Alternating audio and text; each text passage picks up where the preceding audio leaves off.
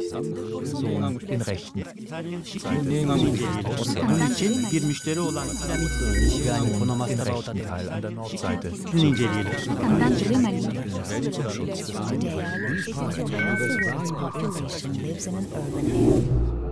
Moving forward.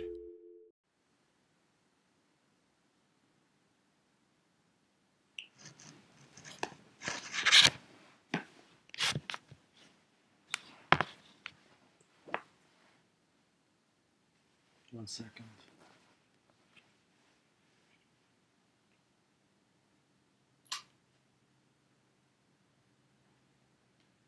Sorry.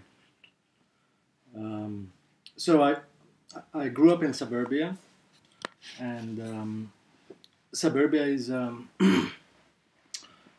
it's an international place. It's somewhere that does not need to be in France or in Italy or in Greece or in America, because it's a condition more than anything else. So Suburbia is a kind of condition that exists. You could say it's a frame of mind also. It's not necessarily an organization, but it's also a state of understanding the world around you. So when you're in Suburbia, you understand that people around you have a different sense of time, and they're at home, just sending messages to each other.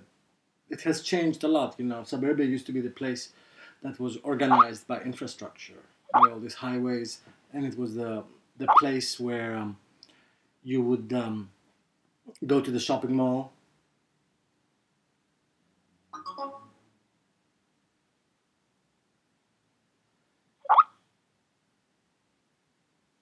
You would go to the shopping mall to socialize. So they built the shopping malls on the highways so that the logistics would make sense and products could arrive to the shopping mall, and you could buy like all these things and spend your money that you were making in Suburbia.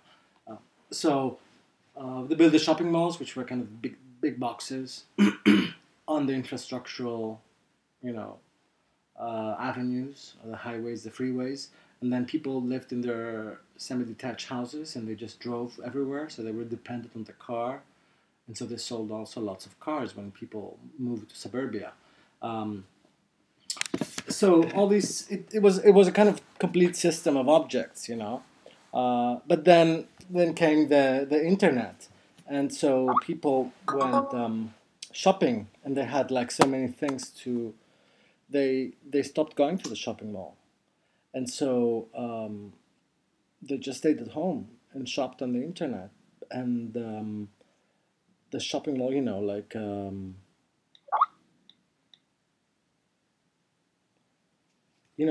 they would buy things online, and they would look for clothes. Yeah, the internet is a bit slow because we're in Greek Suburbia. So they would buy clothes and they would find, like, I don't know, bomber jackets.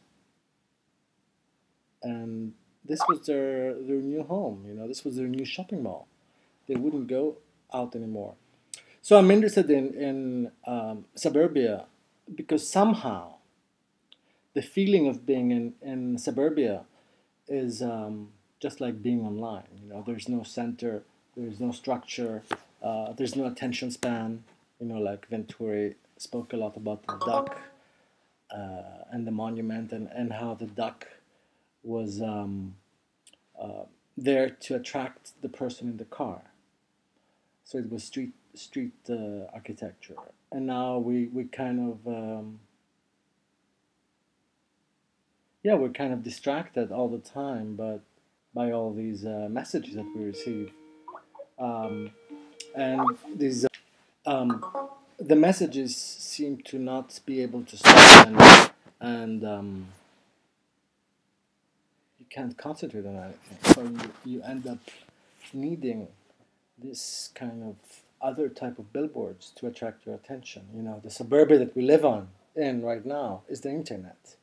And so it doesn't matter if you live in downtown New York, or it doesn't matter if you're in the countryside, you're still in kind of suburbia, this endless internet suburbia. You have all these small communities without a center and without a structure that you understand growing around you. And they become viral and they become different. So one idea is that we're going to be making some kind of architecture for the citizen, for the online citizen. The idea is that maybe we could produce some kind of architecture for this internet suburbanite. But sometimes you just get too distracted and there's like too many screens around you. So it's a difficult moment for architecture. I mean, it's a difficult moment to be producing anything because there's just like so many different options, and you just Google for stuff and you keep answering all these instant messages to everybody, and it's distracting. I mean, the perhaps the main architectural issue today, I mean, apart from the financial crisis, is how to produce an architecture for the distracted citizen. Yeah. How to keep them interested in what you're talking about, and just like stop them from going to another online website where they can find like I don't know a great sale on bomber jackets and yeah, I don't know.